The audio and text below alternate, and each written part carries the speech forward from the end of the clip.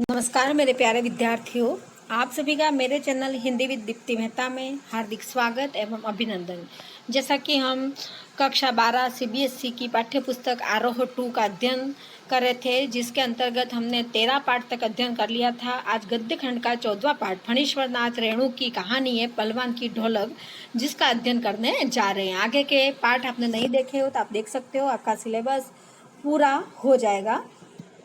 तो सबसे पहले अपन फणीश्वर नाथ रेणु का जन्म देख लेते हैं। इनका जन्म है 4 मार्च 1621 आरोही हिंगना जिला पूर्णिया अब अररिया बिहार में हुआ था। यानी आपका जन्म था वो 4 मार्च 1921 को ओराही हिंगना में हुआ था। प्रमुख रचनाएं आपकी रही है मेला आंचल, पड़ती परिकथा, दीर्घतपा, जुलूस, कितने चौराहे, ये आपके उपन्यास है। ठुमरी, अग्निखोर, आदिम रात्रि की महक, एक श्रावणी दोपहर की धूप, ये आपके कहानी संग्रह है। ऋण जल धन जल, वन तुलसी की गंध, श्रुत अश्रुत पूर्व, ये आपके संस्मरण है। नेपाली क्रांति कथा आपका रिपोर्टाज है तथा रेणु रचनावली जो समस्त रचनाओं को सम्मिलित किया गया है। ये 5 खंडों में समग्र रचनाएं इसमें समाहित है। आपका निधन 11 अप्रैल सन 1977 पटना में हुआ था। हिंदी साहित्य के में आंचलिक उपन्यास के रूप में आप प्रतिष्ठित हुए थे। आपके जीवन बड़ा संघर्षपूर्ण रहा, उतार चढ़ाव भरा रहा। आपने राजनीतिक व सामाजिक आंदोलनों में भी सक्रिय भागीदारी निभाई और रचनात्मक साहित्य का नया तेवर देने में वह सहायक रही। सन 1954 में उनका बहुचर्चित आंचलिक उपन्यास मेला आंचल प्रकाशित हुआ, जिसने हिंदी उपन्यास को एक नई दिशा दी और हिंदी जगत में आंचलिक उपन्यासों पर विमर्श मेला आंचल से ही प्रारंभ हुआ। आंचलिकता की अवधारणा ने कथा साहित्य में गांव की भाषा संस्कृति और वहां के लोक जीवन को केंद्र में ला खड़ा किया और लोकगीत, लोकोक्ति, लोक संस्कृति, लोक भाषा एवं लोक नायक की इस अवधारणा से भारी भरकम चीज एवं नायक की जगह अंचल को ही नायक बना डाला। उनकी रचना में अंचल कच्चे और अनगढ़ रूप में ही आता है, इसलिए उनका यह अंचल एक तरफ शस्त्र से शामिल है तो दूसरी तरफ धूल भरा और मेला भी। स्वतंत्र तो भारत में जब सारा विकास शहर केंद्रित होता जा रहा था, ऐसे में रेणु ने अपनी रचनाओं में अंचल की समस्या यानी गांवों की जो समस्याएं थी उसका और ध्यान खींचा और इसी भाव से लिए हुए जो हमारी कहानी है पहलवान की ढोलक, जिसके अंतर्गत रेणु ने आंचलिक का वर्णन किया, सजीव चित्रण किया है, जिसमें उन्होंने ऐसी रचना की है कि गांव में वो खुद एक पहलवान होते हैं और ढोल से गांव में आई त्रासदी से सबके जीवन में एक उमंग भरते हैं।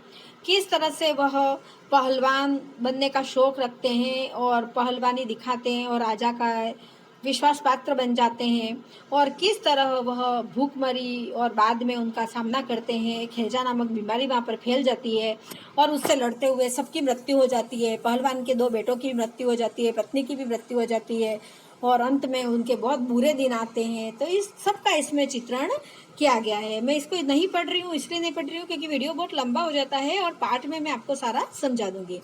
आइए पहलवान की ढोलक के अंतर्गत हम देखते हैं, जाड़े के दिन थे, सर्दियों के दिन थे और अमावस्या की रात ठंडी और काली थी और मलेरिया और हैजे से पीड़ित गांव भयार्थ शिशु की तरह थर थर काँप रहा था। यानी भय से पूरा गांव है वो काँप रहा था और पुरानी और उजड़ी बास फूस की झोपड़ियों में अंधकार और सन्नाटे का सम्मिलित साम्राज्य, अंधेरा और निस्तंभता। मतलब पूरे गांव में चारों ओर सब मलेरिया और हैजे की बीमारी फैल चुकी थी और उससे थर थर काँप रहे थे।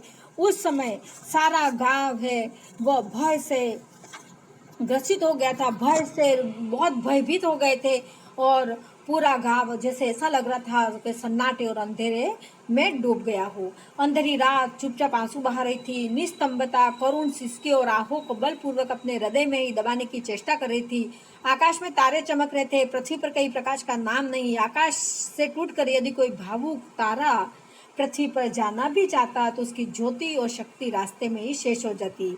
अन्य तारे उसकी भावुकता तथा असफलता पर खिलखिलाकर हंस पड़ते थे। सियारों का क्रंदन और पेचक की डरावनी आवाज़ कभी कभी निस्तंभता को अवश्य भंग कर देती थी। यानी इनकी जो आवाज़ थी वह निस्तंभता को भंग कर देती थी। पूरे गांव में भय का माहौल था। बिल्कुल शांत वातावरण था। भय के मारे कोई बोल नहीं रहा था। सब अपनी झोपड़ियों में कराह रहे थे बीमारी से। हरे राम, हे भगवान की आवाज़ें सुनाई पड़ती थी। कभी बच्चे निर्बल कंठों से माँ माँ पुकार कर रो पड़ते थे। और ऐसी रात्रि निस्तंभता में विशेष बाधा नहीं पड़ती थी। यानी बिल्कुल शांत रात, बीमारी से सब कहार रहे थे, बच्चे माँ माँ पुकार रहे थे और सब जगह शांत वातावरण था। सियारों का क्रंदन कभी कभी उस शांत वातावरण को तोड़ देता था। कुत्तों में परिस्थिति को ताड़ने की एक विशेष बुद्धि होती है। वे दिन भर राख के धुरों पर गठरी की तरह सिकुड़ कर मन मार कर पड़े रहते और संध्या व गंभीर रात्रि को सब मिलकर कुत्ते उस गांव में रोते रहते थे। और माना जाता है कि कुत्ते का रोना अशुभ होता है और वहां पर कुत्ते रात को रोया करते थे। रात्रि अपनी भीषणताओं के साथ चलती रहती और उनकी सारी भीषणता को ताल ठोक कर ललकारती रहती थी। सिर्फ पहलवान की ढोलक, यानी पहलवान जो थे वो ढोलक बजा बजा के सबके न वो शांत वातावरण को तोड़ डालते थे। संध्या से लेकर प्रातः काल तक एक ही गति से बजती रहती थी, चटता घिड़धा चटधा घिड़धा। यानी ढोलक की आवाज आती थी, चटधा गिड़धा चटधा गिड़धा, यानी आजा भिड़ जा, आजा भिड़ जा। बीच बीच में चटक चटधा, यानी उठाकर पटक दे, उठाकर पटक दे। यही आवाज मृत गांव में संजीवनी शक्ति बढ़ती थी। यानी जो ढोलक की आवाज आती थी कि चटता घिड़धा, आजा भिड़ जा, या चटक चटधा, ये पूरे गांव में क्या है, संजीवनी शक्ति भर देती थी। और लट्टून सिंह पहलवान, और उस पहलवान का नाम था लट्टून सिंह, जो ढोलक बजाते थे। यूँ तो वह कहा करता था, लट्टून सिंह पहलवान को होल इंडिया भर के लोग जानते हैं। खुद ये रे लट्टून सिंह पहलवान।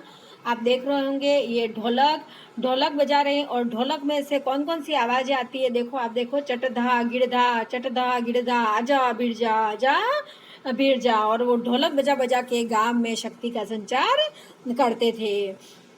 किंतु उनके होल इंडिया की सीमा शायद एक जिले की सीमा के बराबर ही हो। जिले भर के लोग उनके नाम से अवश्य परिचित थे। पूरे जिले के लोग हैं वो होल इंडिया कहा करते थे, पर होल इंडिया में उनके नाम को से परिचित नहीं थे। सिर्फ जिले के लोग उनसे परिचित थे और सभी जिले के लोग उनको जानते थे कि लट्टून से कोई पहलवान है जो कुश्ती अखाड़े में लड़ते हैं। लट्टून के माता पिता उसे 9 वर्ष की उम्र में अनाथ बनाकर चल बसे थे। ये आपके वस्तुनिष्ठ क्वेश्चन बन सकता है कि लट्टून के माता पिता उनके कितनी वर्ष में छोड़कर चले गए थे। तो आपको ध्यान रखना है, लट्टून के माता पिता लट्टून को 9 वर्ष की उम्र में छोड़कर चले गए थे, चल बसे थे, मर चुके थे। सौभाग्यवश शादी हो चुकी, वरना वह भी माँ बाप का अनुसरण करता। विधवा सास थी उनकी, जिन्होंने उनको पाल पोस कर बड़ा किया। बचपन में वह गाय चराते थे, दूध पीते थे, कसरत किया करते थे और गांव के लोग उनकी सास को तरह तरह की तकलीफ दिया करते थे। लट्टून के सिर पर कसरत की धुन लोगों से बदला लेने के लिए सवार हुई थी और नियमित कसरत से किशोर अवस्था में उनके सीने और बाहों में सुडोल तथा मांसल बना दिया था। यानी वो निरंतर कसरत करते रहते थे और कसरत थे वो इतने सुडोल और मांसल उनके शरीर हो गया था कि जवानी में कदम रखते ही वह गांव में सबसे अच्छा पहलवान समझा जाने लगे थे। उनसे डरने लगे और वो दोनों हाथों को दोनों और 45 डिग्री की दूरी पर फैलाकर पहलवानों की भांति चलने लगा और कुश्ती भी लड़ता था। एक बार वह दंगल देखने श्यामनगर मेला गया। पहलवानों की कुश्ती और दाव पेश देखकर उनसे नहीं रहा गया। जवानों की मस्ती और ढोल की ललकारती हुई आवाज ने उनकी नसों में बिजली उत्पन्न कर दी। उसने बिना कुछ सोचे समझे दंगल में शेर के बच्चे को चुनौती दे दी। यानी शेर का बच्चा, यहाँ असल नाम उनका क्या था, ये भी आपको पूछा जा सकता है कि चांद सिंह को किस नाम से जाना जाता था। तो चांद सिंह को शेर के बच्चे के नाम से जाना जाता था। या शेर का बच्चा कौन था, इस तरह का भी आपका क्वेश्चन बन सकता है, वस्तुनिष्ठ प्रश्न। तो चांद सिंह वह अपने गुरु पहलवान। अब ये भी पूछा जा सकता है कि आपके चांद सिंह के गुरु का क्या नाम था, तो बादल सिंह। और बादल सिंह कहाँ के थे, तो पंजाब के से पहले श्यामनगर मेले में आया था। सुंदर जवान, अंग प्रत्यंग से सुंदरता टपकती थी, चांद से अत्यधिक सुंदर था। 3 दिनों में पंजाबी और पठान पहलवानों के गिरोह में अपनी जोड़ी और उम्र के सभी पट्टों को पछाड़कर उसने शेर के बच्चे की टाइटल प्राप्त कर ली थी। यानी सभी पहलवानों को उसने हरा दिया था और उनको शेर के बच्चे की उपाधि दे डाली थी। इसलिए वह दंगल के मैदान में लंगोट लगाकर एक अजीब किलकारी भरकर छोटी दूरकी लगाया करता था। देशी नौजवान पहलवान उससे लड़ने की कल्पना से भी घबराते थे। सभी देशी जो पहलवान थे वो उससे चांद से लड़ने के नाम से घबराते थे कि ये तो सबको हरा ही देगा। और यह टाइटल वास्तव में सत्य प्रमाणित भी होता था और चांद से बीच बीच में दहाड़ता रहता था कि आ जाओ मुझसे लड़ने के लिए, कोई भी आ जाओ।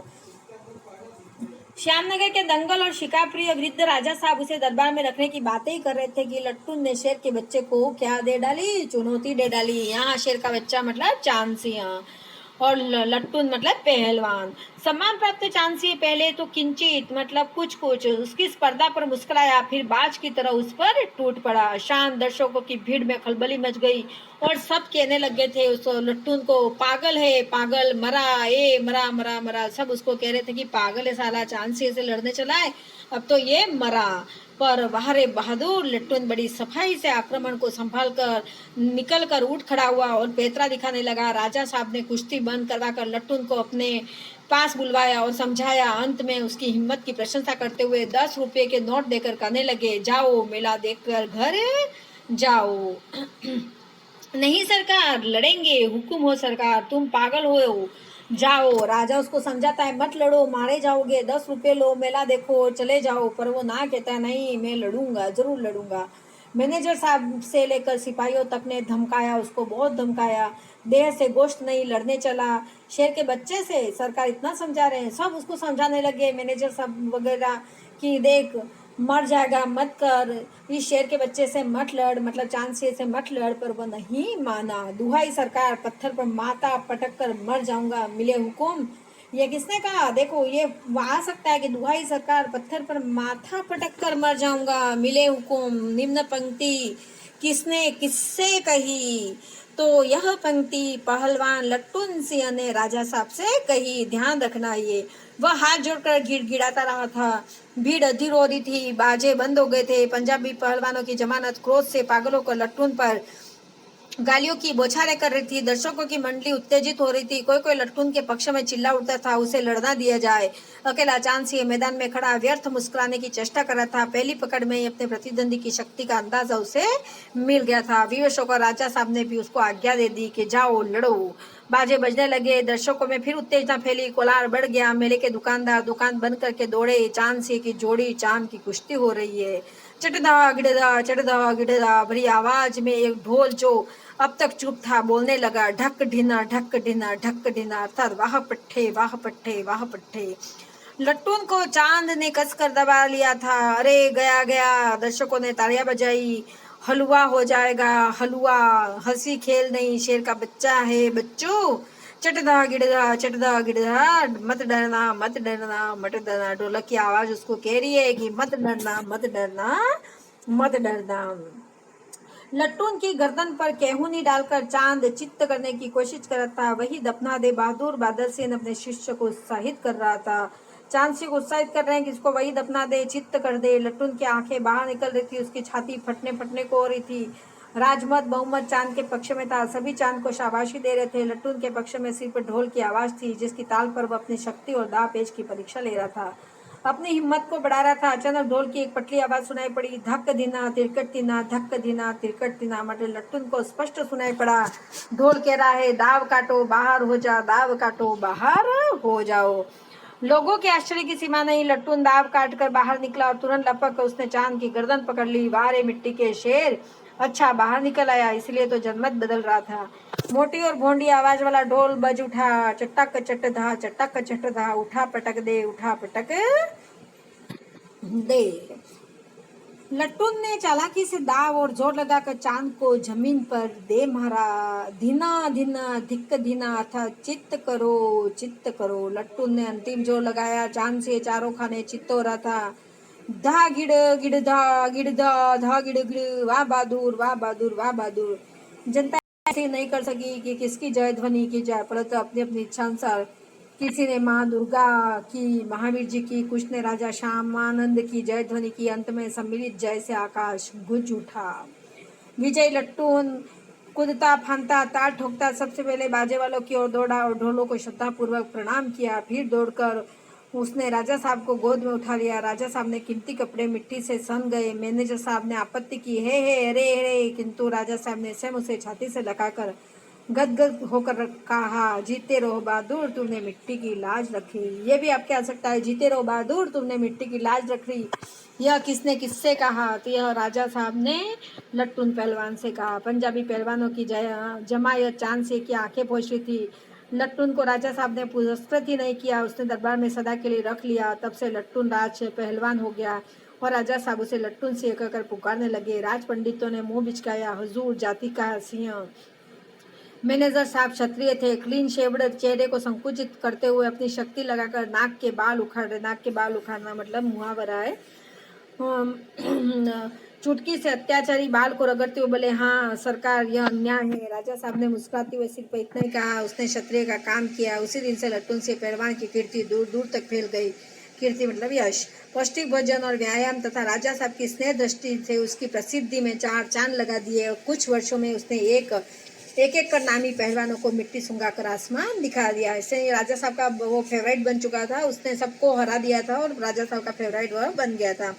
काला खा के संबंध में यह बात मशहूर थी कि वह जो ही लंगोट लगाकर आली कहकर अपने प्रतिद्वंदी पर टूटता है, प्रतिद्वंदी पहलवान को लकवा मार जाता है। लट्टू ने उसको भी पीट कर लोगों का भ्रम दूर कर दिया था। किसको? काला खा को। उसके बाद से वह राज दरबार का दर्शनीय जीवी रहा। चिड़ियाखाने में पिंजड़े में और जंजीरों को जोड़कर बाघ दहाड़ता, हा ऊ सुनने वाले कहते राजा का बाघ बोला।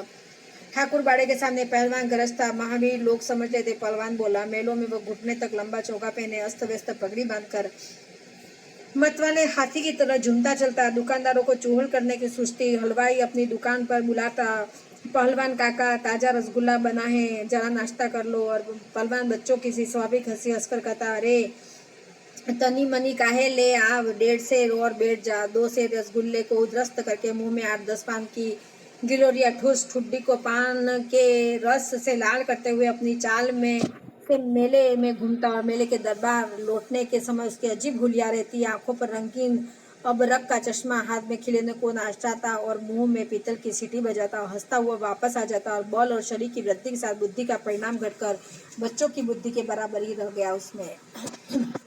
दंगल में ढोल की आवाज सुनते ही वह भारी भरकम शरीर का प्रदर्शन करना शुरू कर देता। उसकी जोड़ी तो मिलती नहीं थी। यदि कोई उससे लड़ना भी चाहता, राजा साहब लट्टून को आज्ञा ही नहीं देते। इसलिए वह निराश होकर लंगोट लगाकर देह से मिट्टी मल और उछाकर अपने को सांड या भैंसा साबित करता रहता। और बूढ़े राजा उसे देख देख कर मुस्कुराते रहते। यूं ही 15 वर्ष बीत गए। पहलवान अजय रहा। दंगल में अपने दोनों पुत्रों को लेकर उतरता था। पहलवान की सास पहले ही मर चुकी थी। पहलवान की स्त्री भी 2 पहलवानों को पैदा करके स्वर्ग सिधार गई थी। यानी पहलवान की पत्नी भी मर गई, सास भी मर गई। दोनों लड़के पिता की तरह गठीले और तगड़े थे। दंगल में दोनों को देखकर लोगों के मुंह में अनाज से निकल पड़ता, वाह बाप से भी बढ़कर निकले ये दोनों बेटी। दोनों ही लड़के राजदरबार में भावी पहलवान घोषित हो चुके थे, अतः दोनों का भरण पोषण दरबार से हो रहा था। प्रतिदिन प्रातःकाल पहलवान स्वयं ढोल बजा बजा कर दोनों में कसरत करवाता। दोपहर में लेटे रहते दोनों को सांसारिक ज्ञान की भी शिक्षा देता। समझे, ढोलक की आवाज पर पूरा ध्यान देना। हाँ, मेरा गुरु कोई पहलवान नहीं, यही ढोल है, समझे। यानी अगर आपके ये क्वेश्चन आ जाए कि पहलवान का गुरु कौन था, तो पहलवान का गुरु कौन था? ढोलक था। कि ढोल की आवाज के प्रताप से ही मैं पहलवान हुआ। दंगल में उतरकर सबसे पहले ढोलों को प्रणाम करना, समझे। यानी वो अपने बच्चों को सिखाते हैं कि भाई सबसे पहले ढोलक ही मेरा गुरु है। जब भी आप दंगल में उतरो सबसे पहले किसको? ढोलक को प्रणाम करना है। ऐसी ही बहुत सी बातें कहा करता है। फिर मालिक को कैसे खुश रखा जाता है, कैसे व्यवहार करना चाहिए आदि शिक्षा भी रोज अपने नित्य अपने बेटे को देता रहता है। किंतु उसकी शिक्षा दीक्षा सब किए कराए पर एक दिन पानी फिर गया, मतलब सब खत्म हो गया। और वृद्ध राजा स्वर्ग सिधार गए। नए राजकुमार ने विलायत से आते ही राज्य को अपने हाथ में ले लिया और राजा साहब के समय शिथिलता आ गई, बिल्कुल निष्क्रियता हो गई। राजकुमार के आते ही दूर हो गई। बहुत से परिवर्तन हुए। उन्हीं परिवर्तनों की चपेटाघात में पड़ा पहलवान भी दंगल का स्थान घोड़े की रेस ने ले लिया। अब दंगल समाप्त हो गए थे। उस समय घोड़े आ गए थे। घोड़े के रेस ने दंगल का स्थान ले लिया और पहलवान तथा दोनों भावी पहलवानों का दैनिक भोजन व्यय सुनते ही राजकुमार ने कहा, टेरिबुल। नए मैनेजर साहब ने कहा, होरिबुल। पहलवान को साफ जवाब मिल गया। राज दरबार में उसकी आवश्यकता नहीं, उसको गिर गिरने का मौका भी नहीं दिया गया और राज दरबार से पहलवान उनके बेटे को निकाल दिया गया। उसी दिन वह ढोलक कंधे से लटकाकर अपने दोनों पुत्रों के साथ अपने गांव में लौट आया और वहीं रहने लगा था। गांव में के एक छोर पर गांव वालों ने एक झोपड़ी बांधी। वही रहकर वह गांव के नौजवानों और चरवाहों को कुश्ती सिखाने लगा और खाने पीने का खर्च भी गांव वालों से बंधा हुआ था। सुबह शाम से हम ढोलक बजाकर अपने शिष्यों और पुत्रों को दाव पेश वगैरह सिखाया करता था। गांव वाले उसको खाना दे दिया करते थे और उससे उसका भरण पोषण होता रहता था। गांव के किसान खेती मजदूर के बच्चे भला क्या खाकर कुश्ती सीखते। धीरे धीरे पहलवान का स्कूल भी क्या हो गया, खाली हो गया। अंत में दोनों पुत्रों को ही वो ढोल बजा बजा कर लड़ाता रहता था और सिखाता रहता था। लड़के दिन भर मजदूरी करके जो कुछ लाते उसी से गुजर होती रहती है। अकस्मात गांव पर वज्रपात हो गया। पहले अनावृष्टि हो गई, मतलब बारिश नहीं हुई, फिर अन्न की कमी और फिर मलेरिया और हैजा। सब ने मिलकर गांव को भूनना शुरू कर दिया। प्राय गांव सुना हो चला था। घर ही घर खाली हो गए थे। रोज 2-3 लाशें उठने लगी थी। खलबली मची हुई थी। सब जगह हाहाकार मच गया था और ऐसा प्रतीत होता था जैसे सूर्य के प्रकाश में सूर्योदय होते ही लोग का कते कूकते कहारते अपने घरों से बाहर निकलकर अपने अपने पड़ोसी और आत्मीयों को को ढांढस बंधाते।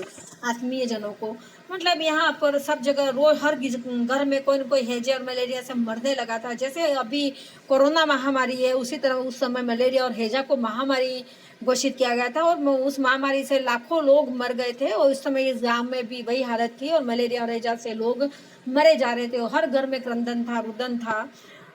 अरे क्या करो, गिरो का दुल्हीन सो गया, सो तो चला गया, वह तुम्हारा नहीं था। वह जो है उसको तो देखो भैया, घर में मुर्दा रख के कब तक रोगे, कफन की क्या जरूरत है, दे आओ नदी में। और लाशें खुली नदी में फेंक दिया करते थे। किंतु सूर्यास्त होते जो लोग अपनी अपनी झोपड़ियों में घुस जाते तो कहीं पर भी चू की आवाज भी नहीं होती थी। सब अपने अपने घर में दुबक के सो जाते थे। किसी के बोलने की शक्ति नहीं रहती थी क्योंकि खाना नहीं मिलता था। पास में दम तोड़ते हुए पुत्रों को अंतिम बार बेटा कहकर पुकारने की हिम्मत माताओं में नहीं रहती थी।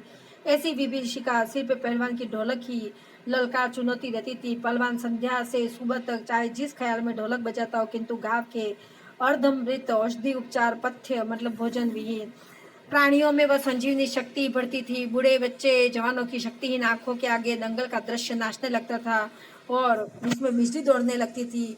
ढोलक की आवाज में न तो बुखार हटाने का गुण था, न महामारी की सर्वनाश शक्ति को रोकने का, पर फिर भी थोड़ी मरते समय उनकी तकलीफ कम हो जाया करती थी। ढोलक की आवाज सुनकर पहलवान के दोनों बेटे भी इसमें चपेट में आ गए और दोनों भी असहाय वेदना सते हुए चटपटाते हुए, है ना, वो बाबा को कहने लगे, उठा पटक दो वाला ताल बजाओ बाबा।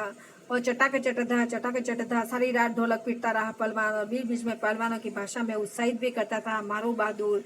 प्रातःकाल उसने देखा उसके दोनों बच्चे पेड़ के बल पड़े हुए थे और एक ने दांत से थोड़ी मिट्टी खोद ली थी। एक लंबी सांस लेकर पहलवान ने मुस्कुराने की चेष्टा की थी। दोनों बहादुर गिर पड़े। उस दिन पहलवान ने राजा श्यामानंद को दी हुई रेशमी जंगिया पहन ली, सारे शरीर में मिट्टी मलकर थोड़ी कसरत की, फिर दोनों पुत्रों को कंधे पे लाद कर नदी में बहाया था। अब बिल्कुल पहलवान की हिम्मत टूट गई थी। लोग इसको देखकर आश्चर्य में पड़ गए थे। रात में फिर पहलवान की ढोलक की आवाज प्रतिदिन की भांति सुनाई पड़ी। लोगों की हिम्मत दुगनी बढ़ गई कि देखो, एक बाप है, दोनों बेटों को नदी में बहा आने के बाद भी ढोलक बजा रहा है। और संतप्त पिता माताओं ने कहा, दोनों पहलवान बेटे मर गए पर पहलवान की हिम्मत तो देखो, 1.5 हाथ का कलेजा, यानी बहुत बड़ा कलेजा हृदय है। 4-5 दिनों के बाद एक रात को ढोलक की आवाज नहीं सुनाई पड़ी और ढोलक नहीं बोली। पहलवान के कुछ दिलेर और कुछ शिष्य प्रातःकाल जाकर देखा तो पहलवान की लाश चित्त पड़ी थी। आंसू पोंछते हुए एक ने कहा, गुरुजी कहा करते थे कि जब मैं मर जाऊं चिता पर मुझे चित्त नहीं पेट के बल सुलाना। और मैं जिंदगी में कभी चित्त नहीं हुआ और चिता सुलगाने के समय ढोलक बजा देना। वह आगे बोल नहीं सका।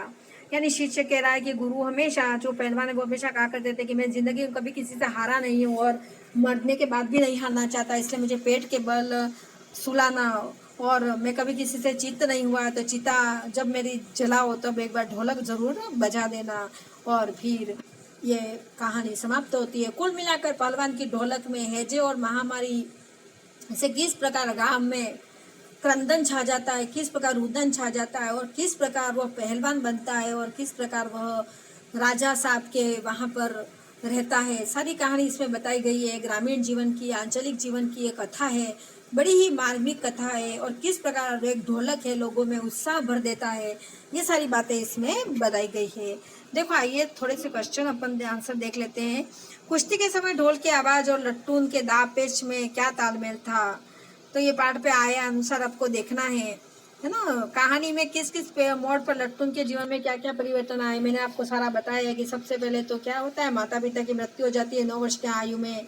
फिर शादी हो जाती है, सास विधवा होती है, उसको पाल पोस कर बड़ा करती है। फिर क्या होता है कि आगे दो शादी होती है, 2 बेटे पैदा होते हैं। उसके पश्चात राजा साहब के वहाँ रहते हैं, वहाँ बड़ा आनंद होता है। उसके बाद वापस क्या हो जाता है, राजा साहब मर जाते हैं, इनको निकाल दिया जाता है और गांव में जहाँ महामारी फैल जाती है और सभी मौत को प्राप्त हो जाते हैं। लट्टू पहलवान ने ऐसा क्यों कहा कि मेरा गुरु कोई पहलवान नहीं है, ढोल है, क्योंकि उन्होंने ढोल, उनका कोई गुरु नहीं था पहलवानी सिखाने के लिए, उन्होंने ढोल की ताल पे सब कुछ सीखा था। इसलिए गांव में महामारी फैलने और अपने बेटों के देहांत के बावजूद लट्टू पहलवान ढोल क्यों बजाता रहा, क्योंकि गांव में शक्ति का संचार होता रहे। ढोलक की आवाज का पूरे गांव पर क्या असर होता था, पूरे गांव बिल्कुल जब शांत वातावरण होता था, निस्तंभता छा जाती थी, सब करुण रुदन करते थे, तब ढोलक की आवाज सुनकर थोड़ी उनमें आशा जगती थी और वह मरते समय शांति से ढोलक की आवाज सुनकर मर सकते थे। महामारी फैलने के बाद गांव में सूर्योदय और सूर्यास्त के दृश्य में क्या अंतर होता था, ये आप इसके अंदर देख के हल कर लीजिएगा और बाकी के प्रश्न भी इसके अंदर देख के हल कर लीजिएगा, क्योंकि मैंने पूरा पाठ अच्छे से आपको समझाया है, तो आप हल कर सकते हो प्रश्न उत्तर को। बीच में मैंने आपको वस्तुनिष्ठ प्रश्न भी बताए हैं, ये प्रश्न पूछे जा सकते हैं, तो उसको भी आप देख के हल कर सकते हो। आशा करती हूँ यह पाठ, वीडियो थोड़ा लंबा हो गया पर मैंने एक ही भाग में पूरा पाठ पढ़ा दिया है और आपको अच्छे से समझाने की भी कोशिश की है। आशा करती हूँ आपको अच्छे से समझ में आया होगा। अगर आपको समझ में आए अच्छे से तो मेरे वीडियो को ज़्यादा से ज़्यादा लाइक करें, शेयर करें, मेरे चैनल को सब्सक्राइब करें। जय हिंद, जय भारत।